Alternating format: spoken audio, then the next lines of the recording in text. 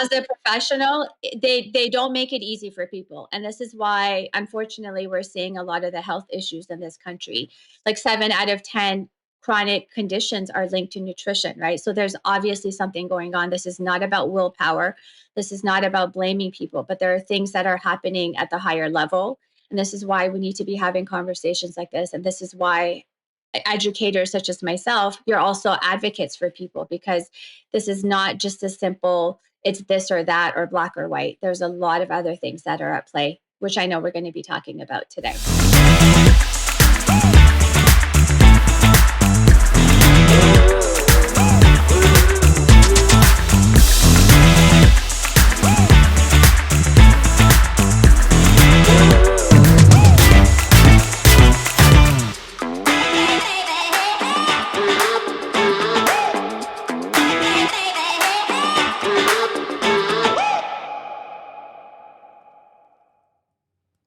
Hey guys, what's up? How are you? We're back. We are back. Look at our shirts. Look at our shirts. It's official. It's official. It's official. We got inspired from another podcast, and we saw how cool their shirts were. So Andres was like, we gotta get shirts now. We've been doing this for a while. So we gotta get shirts. We've been slipping on. It's time. But welcome, guys. This is Stephanie. This is Andre. And this is Table for Four, a family conversation podcast. Guys, we're so excited for the new season. We're here. We're going to be talking about new stuff, new topics. Super, super excited. So I want to talk about a special guest we have on the podcast today. So Andres, can you tell us a little bit about our guest for today? Yes, we have Argavan Nilforoush. She lives in San Francisco Bay Area and is a registered dietitian nutritionist with over 13 years of experience working with families, infants, toddlers, teens, and preteens in both inpatient and outpatient settings. Her passion has always been working with children and their families. So this is a great opportunity. Our first interaction with Argavan, we had met through social media. So we we did our first interview as a family on Instagram, but we were a little nervous because it was on live. And sometimes with these kids, they're a little unpredictable. So we were a little nervous. So we were like, but it was actually, it turned out really, really great. It was a fun interview. But I don't know if you want to show us a funny clip from the beginning of that little interview. Happy Monday, Baby Steps Nutrition community. Today's live is with the Molina family. I see them right now. They have a podcast called Table for Four. And we're going to be talking with the whole family, the mom, the dad, and the kids, Stephanie, Andres, Adrian, and Stefan. And I'm going to invite them in right now. There's a long pause. I know. But that's on our part. It was so funny. Because we were like struggling that day with the internet. There we go. There we go. Good afternoon. Yes! Okay, I'm such a clown. It's good to see everyone. This is so fun because rarely do I get to talk with more than one person. So this is awesome. Yeah, that was a challenging situation. Yeah. You're far away, but the iPad down there, so I don't know if you can hear us. I can hear you well. Yeah, that was so funny. For everything, right? Yeah, that was so funny. What was fun is you guys made such a grand entrance. And with the lives, you just never know. So there's often a little bit of a delay at the beginning, but then you guys just popped up on the screen. So I felt like that was a perfect entry into that tone of conversation that we were going to have. And it was my first time interviewing an entire family. So that was just super so fun funny. for me. So funny. But as you can see, we have special guests. What's her name? Argavan Nilforoush. I love it. So there she is. There she is. Welcome to the podcast. Thank you so much for having me. This is so fun. You know what it is? It's been waiting for a little bit, only because scheduling and things like that. So with school starting and new schedules, I'm so excited we were able to meet up and finally have this talk with you. So I know when we first spoke, we wanted to kind of focus on the month of September, focusing on pediatric Obesity Awareness Month. So the point of Childhood Obesity Awareness Month is dedicated to really education and the implementation of like making more conscious decisions when it comes to food, diet, and so much more. So our goal for this particular episode is to really speak about how, as a family, how we make better decisions and how we can have better, healthier eating habits, as long as having an open conversation and open discussion about different factors that are taken to part, like definitely environmental, definitely cultural and financial. And those are a lot of things that really contribute to our options and our diets, availability. So sometimes the cheaper route is the best route. right? It ain't the best route. Not the best route. But it's the best route for the day. It's not the best route of the day. So, Antes, can you tell us about a little of the key takeaways from this episode? Sure. Some of the key takeaways of this episode is taking baby steps to better nutrition is a great way to get started. Learning how to read food labels and not being afraid to try new foods. The correlation between lack of activity, diet, obesity, and diabetes. So I want to welcome Argavan. Thank you so much for coming in with us, having this conversation with us. So can you explain a little bit about your background, a little bit of your education, and your specialty? Yes, I grew up in Toronto, Canada. My family and I have been living out in the Bay Area since 2009. I started off doing work after graduation in pediatric healthcare institutions. And then when my son was born, my second child, I decided to go into private practice just because I needed to be a mom first. And so I do that on the side. So I work with children and their families for various health challenges. And then when the pandemic happened, passion project was to launch a podcast. So I do that. Same. And it's under the same name as my private practice because I wanted to bridge the two. So Baby Steps Nutrition and then Baby Steps Nutrition Podcast. And that incorporates a lot of guests who come on to talk about health, nutrition, and wellness topics. And I felt like it was a way for me to learn professionally, but also personally. So connecting everyone who are experts in their various fields, but also putting that information out there for a lot of people. So accessibility of information, because not everyone is able to access some of the resources that are out there. So absolutely. I totally agree. I feel like it's a win-win for everyone. Absolutely. And I love the fact that we started our passion project, but it was a little bit before, just a little bit before. And just trying to see how we're able to help and getting that information out there. So that I think that's really a goal for us. And I just want to go a little bit. What is exactly an RDN? Can you explain a little bit about what is an RDN? Yeah, so you'll hear either RD or RDN, so Registered Dietitian or Registered Dietitian Nutritionist. And why some of us now use RDN is because before anyone can call themselves a nutritionist. So you don't necessarily have to have a degree. And that was getting into very slippery slopes. So now that term is regulated because when you're a registered dietitian nutritionist, you belong to a regulatory body. And why that's important is it's really about protecting the public. So people know who you are and you are accountable to a regulatory body. So the information that you put out there also protects the public. But anyone can call themselves a nutritionist. And we're seeing a lot of that with a lot of influencers online. And so again, this is where we need to, when that particular degree and, the accountability and the title is protected. So, when you work with someone who's a registered dietitian or registered dietitian nutritionist, that they have those qualifications, they are continuing with their education credits, that they belong to a regulatory body.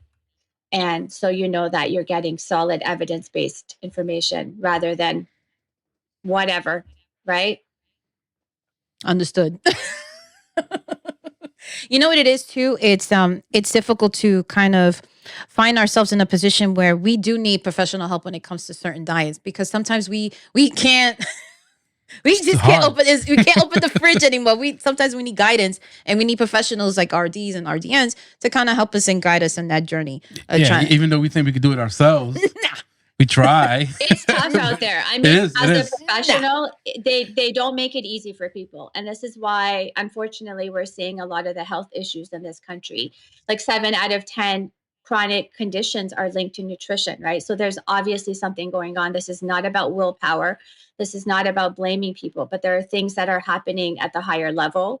And this is why we need to be having conversations like this. And this is why educators such as myself, you're also advocates for people, because this is not just a simple, it's this or that or black or white. There's a lot of other things that are at play. which I know we're going to be talking about today. Absolutely, absolutely. And what it is that I would just love to know, how would they be able to work with an RDN? Like, how, now that we talked about the education, how would they get in touch with someone like you in particular? Do they go through your doctor? Do they get referred to you? How does that process work? Usually the first step is working with your pediatric provider, and you can ask for connections, referrals to a pediatric dietitian. A lot of us are online, so you can search for us as well. You can go on the website, the Commission of Dietetic Registration. You can search for a person and make sure that they are credentialed.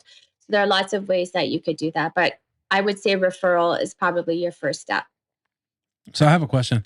Ever since COVID, have you started more telehealth sessions? That's a great question. I know everything before COVID was in person. Now that's kind of like the new norm now. Like telehealth. Yeah, are you able to offer the same services on telehealth? Yeah, that's a great question. So that's the beauty of technology, is you can connect with anyone anywhere in the world, and you can get creative, and you can see people like how we're seeing each other and have those same conversations. I do see now people in person again, but we still continue with a lot of our virtual connections too. Nice. So how do you, I guess the question of the day is, how do you divide yourself? Because between the office and then telehealth, and then obviously, children and life work, how do you find that balance in that? I'm shaking my head too. I'm still trying to figure it out. So because I work with families, they're also in the same boat as I am.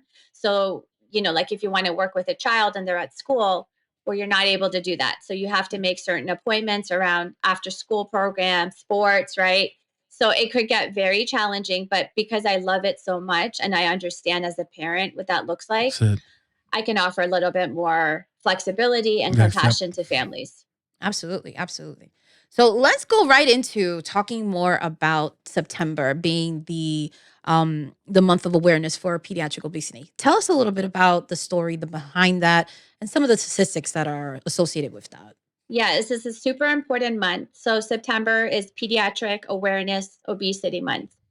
And what's really important about this year is that earlier in this year, the American Academy of Pediatrics came up with a very comprehensive guideline. It's the first ever of this kind, because pediatric obesity is now an epidemic, which the numbers that we're seeing right now are at unprecedented levels. So earlier this year, the American Academy of Pediatrics came up with these comprehensive guidelines to evaluate and treat pediatric obesity.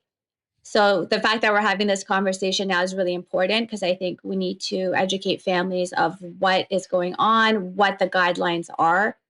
And then as a dietitian, I love providing just strategies and tips, but from a compassionate perspective of, taking those first few steps, because it's not easy, it's overwhelming. And I think this is where we all need to work together, because no one is meant to do this alone. Absolutely. And I seen it firsthand working in the pediatric office in the span of the last 2 years. The growth in weight has gone tremendously. And I've worked during the pandemic. So I've seen little kids that were normal height within their BMIs that have been, treading that beautiful growth chart. Now I've seen them off the charts. Now they're in the 90s and things like that. And now they're having glucose. Now I have to do blood testing for the kids. Now I got to do all these well visits. And I see just a tremendous jump in their attitudes too. But think about the amount of food that we eat. Everything is all processed. Everything all has chemicals and all these different artificial sweeteners, and I feel like the U.S., when it comes to our kids have the highest rate of obesity in the U.S., in America, opposed to other countries. Yeah. So let's talk about some of those statistics. So currently it's 1 in 5 children are considered overweight or obese. That's really high. And then when you look at certain communities, the number increases to 1 in 4. So let's talk about a little bit of why that's happening, because I get asked this question all the time. Well, why, right? And people have different opinions of why that is. If you look, so let me just define what BMI is: body mass index. So it's your weight for your height. So 85th percentile, when you go to the pediatrician's office and they weigh you and they track you on a growth curve, that means 85% or higher, you're considered overweight. And then if you're 95% or higher, you're considered obese, meaning you have much more weight for your height. There's actually a new category now, which is 120% or higher, which we've never seen before. And that's I've never seen considered that. super obese. So Wow. we're definitely trending in a very dangerous direction. If you look historically in our country, so in the 60s and 70s, the word obesity started to kind of come up, right? But it was only at the time, maybe about 10% of the kids. There were a lot of ads when you look back in the 60s. They talked about, oh, how to just melt off the body fat, just exercise more or stay away from these foods. Mm-hmm. And then in the 70s and 80s, it started to ramp up and you started seeing sugar-free foods, diet foods, right? And they became really popular. And a lot of marketers were starting to really target people to talk about that. We're starting to see this, but it still was not at those alarming levels. And then in the 90s, there really started to become a huge focus. And the National Institute of Health started doing these big, large cohort studies, and they started to look at schools and what was happening with the schools. And actually, from that study, it was determined that it's not as easy as we thought it would be. It's not just telling kids to exercise more. It's not telling kids to eat better. It's not educating families on what they need to do at home, because when they compared the control group and the intervention group, they actually didn't see a major statistical difference. And that's really the point in time where it became aware to the public that it's more complicated, so that there are environmental factors, there's genetic factors, right? So they started to see like it's 40 to 60% chance if you had a parent or close relative that was overweight, that you're at risk of developing obesity. And then when you put those people who are at risk or susceptible in an environment where you have food that is not grown from the earth, this is why we're seeing the rates of obesity that we're seeing now. So it's not just one thing, it's many things. Yep. Many factors. And it's now really considered a chronic disease, right? So this isn't about willpower again. This is something that's going on at the cellular level that we need to be paying attention to. So that's where we are when we talk about an epidemic. Wow. So when thinking about the numbers and the statistics, seeing that the calculation, I didn't even realize, because that system, I didn't even see it implemented in our office as of yet. I mean, we're still in the middle of software updates. Well, it's perfect timing, but but I didn't even realize that that it would even go to above 120. You said, wow, it's a new category. Yes. Wow. So now this is why they've come up with these comprehensive guidelines. So now they're starting to screen kids as young as 2 for comorbidities related to obesity. And if you're at 2 years old and you are overweight, they start with this process of, it's called behavioral intervention. And it requires families to do up to 26 hours of intensive counseling. That's a big commitment, right? Wow, so this that's is a something we're commitment. putting on families. Yeah. Wow. Yeah. So they talk about anything from, like physical activity, you have psychologists involved, nutrition experts, physical activity experts. That's where that starts. And then at the age of 12 is when they start the introduction of discussion about medication. So weight loss medication. So that's when they start talking about prescription medication and if the child should be on it or not. It's the age of 13 and higher where you start to hear about bariatric surgery, for example, as one of the weight loss surgeries. And then you're getting into a whole other level of, it's very complicated, right? You're talking about basically rearranging the intestine, but what the idea behind all of that is, it's become sort of like a last resort. Because kids who are overweight have a 90% chance of remaining overweight as an adult. And then you have diabetes, you have, as you've probably seen in younger kids. Absolutely. You have heart disease, cancer, all kinds of inflammatory issues. So, and then of course, you're lowering the life expectancy. So this is, we're at that severe intervention, aggressive intervention point in the United States. I remember growing up and like I had to see. I was a chubby kid growing up. Like, but I had stages though. I was like skinny, chubby. Yeah, but this is later on in life. You're an adult and now? then I always had a dietitian and nutritionist growing up. It sucks. It sucks. You have to eat fruits and vegetables all the time. Just to lose weight. It sucks. So a lot of it is, I think, finding the right fit that works for the family, right? And everyone has a different opinion of what works and what doesn't work. And this is why I say it's not a one size fits all. Like when I work with families, it's a personalized approach. You have to get to know the families. A lot of the times there's generational stuff that have been passed on. You have to look at family dynamics. You have to look at their financial situation. You have to look at the place that they live, right? Cultural influences. Like we can't just tell people eat these foods because they may practice other things at home. So it's really meeting people where they're at. And I think that's where we're really failing when we're talking about like patient to practitioner. And that's a lot on your shoulders. I'm thinking about, again, like we mentioned in the top of the episode, that a lot of the factors that do come in part is your environmental, cultural, and in your environment. Because if you live in a lower income, as you mentioned before, you're not going to have the same resources as someone else that might come from a more rural area where there's more open space and there's more areas for greenery and things like that manner. So a lot of it just takes a lot into factor. Like we live in a more urban area, right? So we live in New York City.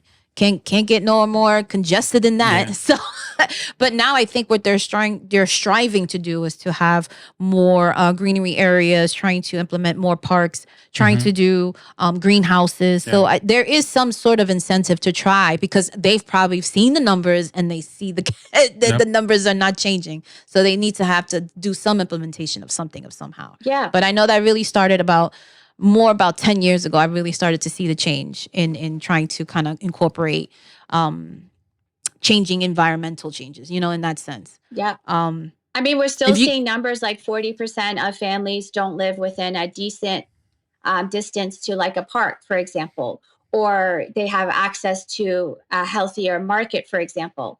And so we're still seeing, with food politics, food apartheid, right? A lot of communities still being targeted in terms of these big food companies. And so there's still so many changes that need to happen at that level. But I love that a lot of communities are coming together to try to take ownership over their health and supporting each other, because I think it's so important, because we still have a long way to go at the government level, at the policy level, at the public health level. Can you explain or kind of expand on the term food apartheid? I've never heard those two terms together. Yeah, so there are certain communities that live very far from access to healthier foods, and they're really sort of within this enclosure, and most of their access is to foods that are processed, that many people would know as junk food. So when you make it harder for people to access foods, when you make it very expensive for people to access healthier foods, their natural go-to foods are going to be those foods, and those are going to be the foods that make up the bulk of their diet. So this is where, when we talk about social determinants of health, that's really a key part of this conversation, because if we're not giving people an equal chance to be healthier, then we're failing the public at the national level. Wow. So this is very similar to the term that I'm familiar with food deserts. Can you explain a little bit more about how they're so similar to one another? Yeah, so it's the same idea in that their main access, their main exposure to a food place is places that, again, a lot of these big food companies have managed to plant themselves. And so they're making money, but it's at the expense of the health of those people. And also, again, if you live in an unsafe area and you're not able to go out, and you're not able to, like, we can't just tell people go out and walk for 2 hours when they live in a very unsafe area. So you have sedentary lives, you have the fear of being outside, you have the phones, right? The devices are now available everywhere. A lot of kids now have it, the gaming, the social media. So people are home, people are sedentary, people have access to a lot of these foods that make up the bulk of their diet. And so then it's a downward spiral, right? Because then you throw in depression and isolation, and then you're more likely to also want those foods than if you have genetic susceptibility to be overweight. And then it just kind of continues on like that. It's just a deck of cards that you've been dealt with. It's very difficult to kind of to move from that area where you're kind of, this is the area that you're with, and there's nothing really nowhere else you can go. But society, I wouldn't say society, but I guess the communities where we serve, yeah. the communities that we live in. These fast food places don't make it easy, you know, because it's more expensive to eat healthier, and it's cheaper to eat. And she's mentioned that before. You know, so it doesn't make it easy, the choices. So now here's if the somebody, thing. like she said before, like somebody who's not financially stable, they can't afford to buy all these vegetables. They're gonna go to McDonald's and get something from the dollar menu. Yeah, Right. It's easier. I go pay $1.07 and then keep it moving. Yeah. I don't have to do dishes. People need I don't to gotta eat, pick right? up after. That's the bottom line. People need to eat, and it's going to be what's the fastest and the cheapest. Mm-hmm. And so, if that's what's available, can we really fault people for going towards those options? No, we need to do better at the higher level. So then, so how do we get into this category of like being picky eaters now? So like, I know with picky eat, it's hard enough. We don't have the choices, healthier choices. Yeah. So how do we engage on picky eaters? Because we have, our son is a picky eater, very, very picky eater. And how do as parents, how do we tackle that? How do we fix it? No, we can't fix it. No, it's an issue. How do we fix it? Well, let's talk about picky eating. That's a big topic. So a lot of toddlers go through a picky eating phase, which is developmentally appropriate. But what we're seeing is older kids who continue to be picky eating. And that's where it becomes an issue, because kids who are picky eating, like there are super picky eaters that say maybe eat 10, 15, maybe maximum 20 different types of foods. You're going to be at risk for nutritional deficiencies because you're simply not eating enough variety of foods to meet because remember, children are not little adults. They're growing at such a rapid rate. Mm-hmm. So they're not meeting their needs. So this is why picky eating, especially with older kids, we really want to be paying attention. So let's talk about what's happening. A lot of it is when children are younger, so they probably have exposure to different kinds of foods, right? We know as parents, we give them what we eat. And so they have that exposure. As they get older, however, of course, there's environmental exposure, right? So once they start going to school, once they start having access to more processed foods, highly processed foods, that's when their palate starts to change too. And a lot of these foods are meant to be, I'm going to use the word addictive here because they're meant to taste so good that you can't just have one, right? So food companies actually hire certain experts they're called craving experts. So they want to get you in early and they want to make you a lifelong consumer. So we're really up against a lot when we're talking about processed food. I mean, they are meant to taste good, right? Mm-hmm. That's why it's very hard to put one down, right? Bet you can't eat one. I think that was the slogan for the chips company. Pringles. Yeah. Pringles. So once we start having those foods, especially if we're having it all the time, then those are the foods that we're going to crave more, right? So if you think about, say, fruits and vegetables, they're not consistent, right? If you eat a strawberry from one day to the next, it looks different. It could be a little mushy. The color looks different. If you think about anything that's not a processed food, it's not consistent in texture and flavor, right? So this, and people know this. But with processed food like chips is always going to be chips. It's going to taste exactly the same from one day to another. Crackers, right? All of the bland foods that a lot of kids love, those are going to be the foods that are consistent in taste and color and flavor and smell. So then it becomes something familiar and comfortable, and then the exposure of it on top of that. So then it becomes more of those foods and less of the other foods. But just thinking about how again, if it's like if whatever we're feeding them, again, I think it's a cultural thing. Like I know for us, we try to change it up. Right. So that's what you're supposed to do. You don't want to eat the same thing every day. No, you don't want the same thing every day. But I think it's a cultural thing because very like Hispanic culture dishes are very carb heavy base. Mm-hmm. So we're eating the rice, the vegetables. You're eating your starches. It's very they taste good. Yeah. You know what I mean? So if we're feeding our kids our typical meals, like so I'm of Puerto Rican descent and my husband is of Salvadorian descent. So we have different cultures, different food, different, foundation of food. So your foundation of food is really pupusas. It's really like carb-based, rice, beans, maduros, things of plantains. that matter. So same thing, yours pork. A lot of it is like pork. So a lot of Puerto Rican food is fried. A lot of it is true. A lot of it is fried. So I think in a cultural sense, like we try to kind of combine the two, but we're trying to look at a different approach and try to cook at things differently, try to roast things more, incorporate more vegetables and things like that. So we used to have rice like on an everyday basis, but like in the last 6-7 years, we haven't been doing like we'll eat rice like once or twice a week at If most. that. If that. Yeah. Yeah. Well, when we're looking at just the general American diet and what's contributing most to calories, it's actually the sugar-laden beverages, believe it or Oh. not. So a lot of people are getting 10 to 15% extra calories just from like the sodas and, the sugary caffeine beverages. For kids, it's like the sports drinks, right? So if I'm speaking to general families here, I would say that's like the number one source, and that's definitely something kids can do without, right? Like really anyone can do without. No one needs those drinks every day. So, and it's also because it's a beverage, we're drinking it faster, we're drinking more of it, we're not as mindful of what we're eating, right? So that would be number one. The second tip would be just eating together as a family. I think that's something that's diminished in our society. I think we just need to bring that back. It's not realistic to do it every night, but even 1 to 2 nights a week where the kids are with the family, sitting at the table and just having a meal. I think these are the things that can go a long way, and just getting kids excited about being in the kitchen, right? So they also have independence, autonomy over what they're eating. Like I love family style meals because everyone can choose what they want to eat. And it also helps with that intuitive feeding, which is like, oh, okay, I've eaten this and now I'm full, versus when you have someone serving you a plate and then you're supposed to finish that entire plate.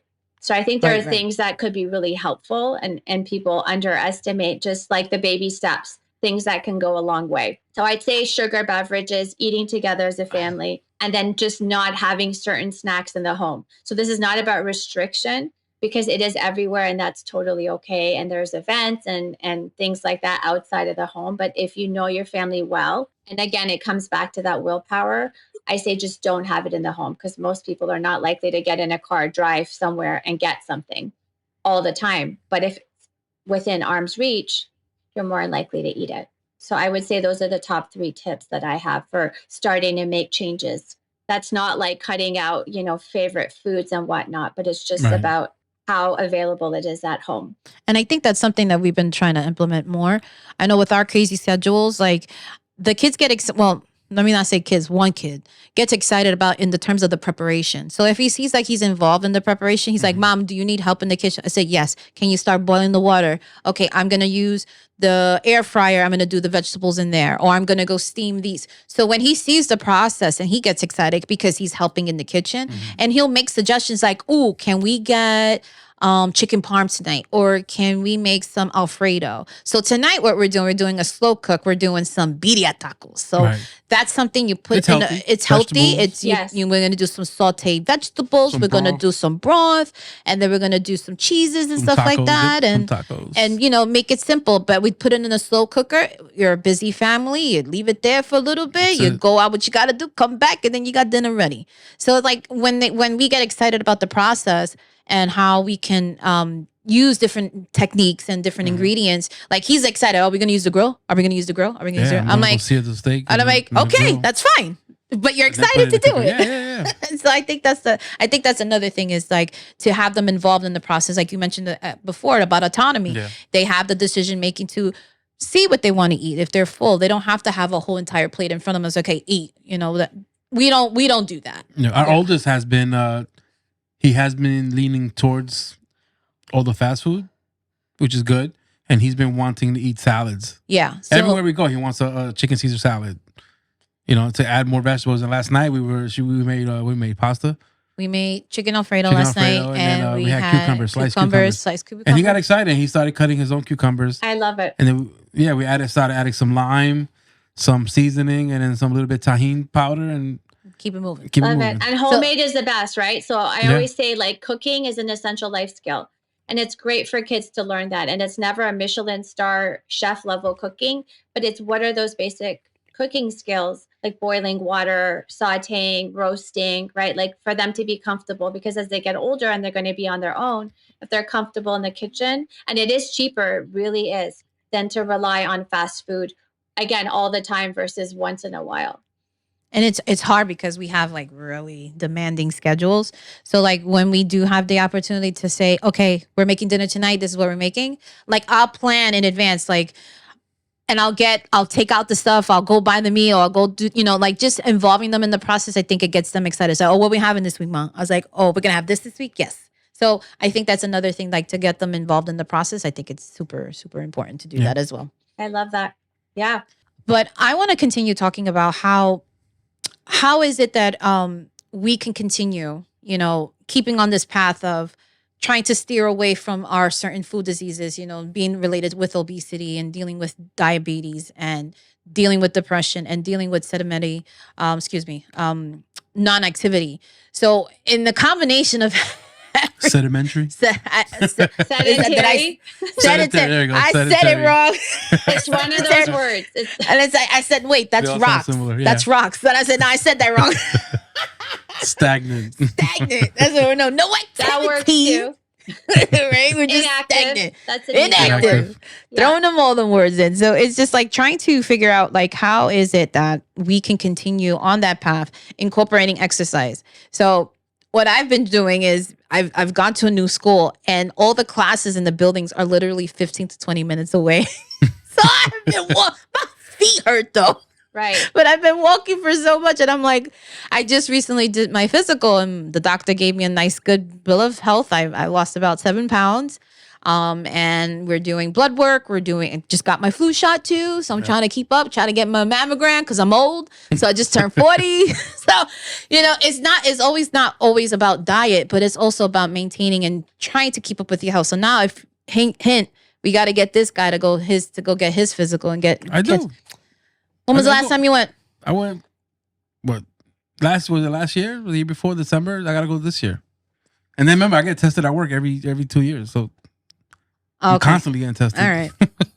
Your blood pressure was fine the last time they said, and your cholesterol was fine too. So I think being on top of it and being mindful of that on top of your whole well-being, because again, health is not about just diet and environmental, it's all about the whole being itself.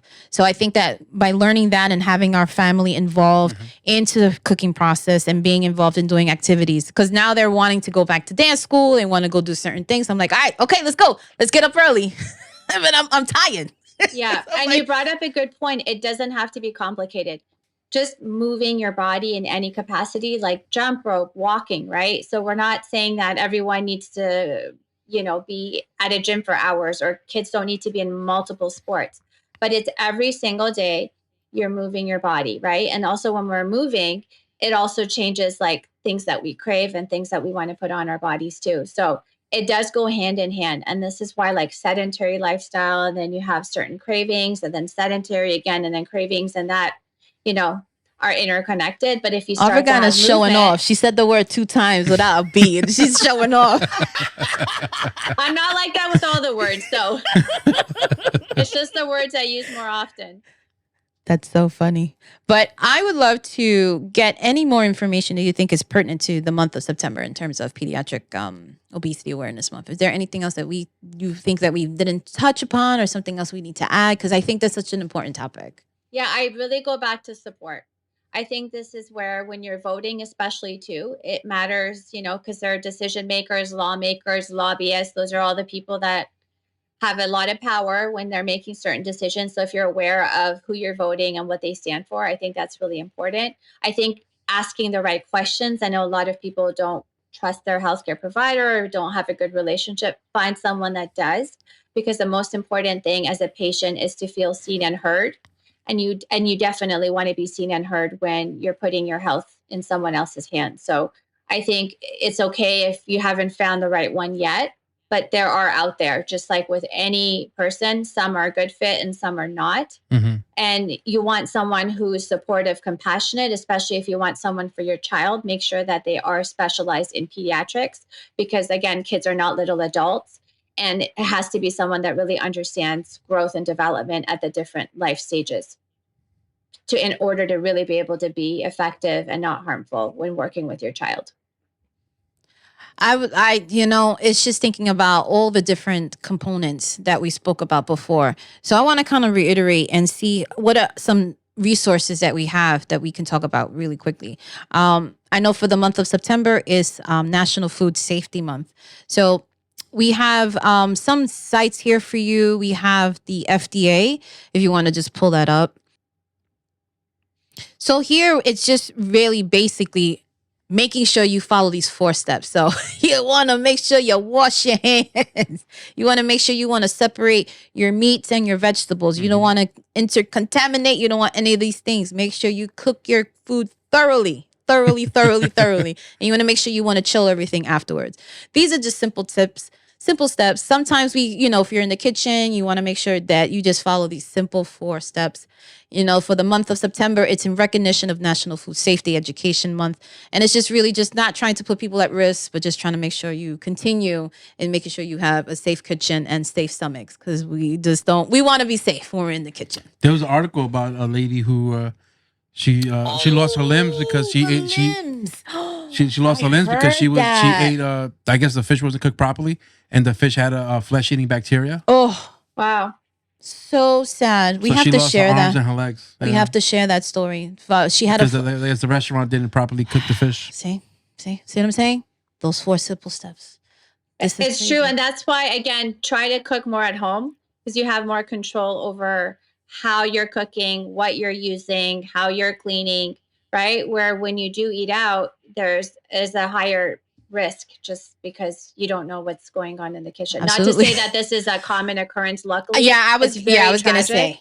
But again, the more you cook at home, the least likely you're to be exposed to something like that, which is very, very unfortunate. That's so sad. I was really sad when I heard about that story. But again, this is the reason why we have to, really take a consideration in having those safety tips. And I think that's super important. Just to kind of highlight another area that we wanted to talk about real quickly is really about the about nutrition fact labels. So I know, Argavan, I know you're very familiar with this. So I just saw that there was new changes. And I'm probably thinking this is correlating to now with the American Pediatrics Association, that now they have new nutrition guidelines for this as well. So I thought that was very interesting. So if you guys have a chance, you can go check this website here. And it's under USDA. Yep. We'll leave all these links. And we'll leave all these links on the show notes for you. So if we are able to read our labels and it's not so complex, then maybe people can have a better understanding of how making better decisions, making more conscious decisions about the food that they take. So I thought that this is another great area of information. And another good source is here, myplate.gov. So here it tells you this really great color coordinated color chart right here, and it tells you, and it shows you the simple layout. See, this is different from not your typical pyramid. It is. We grew up. Yeah, it is. So this is the reason why this is, creating healthier eating styles. With My Plate, you can go in and type in, and then it explains a little bit what can you eat, to make sure you drink enough water, make sure you keep hydrated, and this is a perfect guide. So this is a great information you can share with kids and parents, and they can sit down and look at these labels as well. Nice. I think the last tab I want to share was the I think that was it. I think that this one. What was the last slide? What was that? This one. Yes, there it is. I just wanted it's the same thing. It's the same thing. No. But this is a PDF. I just wanted to do a larger file for that. No, I think there was the one more I had. I think it was if you can go to I think it was the first one. No, the first one. That one. That's the one. So this is from the CDC. And I wanted to share that with you as well for the Center of Control for Disease Control. So this particular resource that I wanted to share with you is talking about preventing childhood obesity and 5 things families can do. So we're going to share this with you as well. It talks about just making sure that we are more involved in how we make more conscious decisions and how we eat, making sure that we're trying to do preventative measures. If again, as Argavan mentioned before, people that are more disposed to diseases, the people that are more, but more exposed to these different type of diseases. Right. We really want, we want to make sure that we are providing this information for you, so you guys can really go take a look at that and see how we can be more helpful in that area. Also, you got to provide activity for these kids. Yeah, make them run. You got to make them run. Take them to the park. Because these kids are now. No, but that was, but that's the thing. Just on their phones. The whole You're time. right. You're absolutely right. But not, that's not like when we grew up. We grew up being outside. Yeah, we were time. outside Yep. until the lights turned off. But I think what happens is that because we might not have the access to parks, and certain communities may not have, that ability to do so. Right. So this is something important. If you, again, we could do movement at home. We could do meditation. You could do yoga. Mm-hmm. There's so many different means and of doing activity. Definitely with your friend, with your family at home, and just trying to just keep busy. That's the only thing we can say, just to keep busy. But Argavan, I really want to thank you for coming on our show today. I really think that this was such an important conversation. I hope that you had a good time with us. I hope this conversation was very helpful, because I learned a lot. I hope you guys are learning a lot. So if you have an opportunity, if you can go and check out Baby Steps Nutrition. Yep. Scan the QR code. Scan that QR code. It's easy for you. Put your phone up. Boop. There it is. And all the information will come up. You'll have access to her on our Apple podcast. You'll have access to her website, YouTube, all her link tree, everything. YouTube, Instagram, Twitter. She's going to have all of that for you guys. So much easier. You can even have the opportunity to work with her if you have any concerns, if you're looking for anything, advice in terms of your diet. She does telehealth. She does telehealth. Just put the list of what insurances you take. Only the time difference is different. That's the only difference, is because she is on the West Coast. Yeah. So, but Argavan, I can't thank you enough for joining us today. I hope you had a great time. I did. And we just want to say, what can we do now? What we're going to do talking about in our next episodes? I don't know. We got a lot coming. We got a lot coming up. So we're super excited for the new season. And Season 5. So I just want to say there's nothing more important than family. And we are here to remind you that. This is Stephanie. This is Andre. And this is Table for Four, a family conversation podcast. And we'll see you on the next one. Take care, y'all.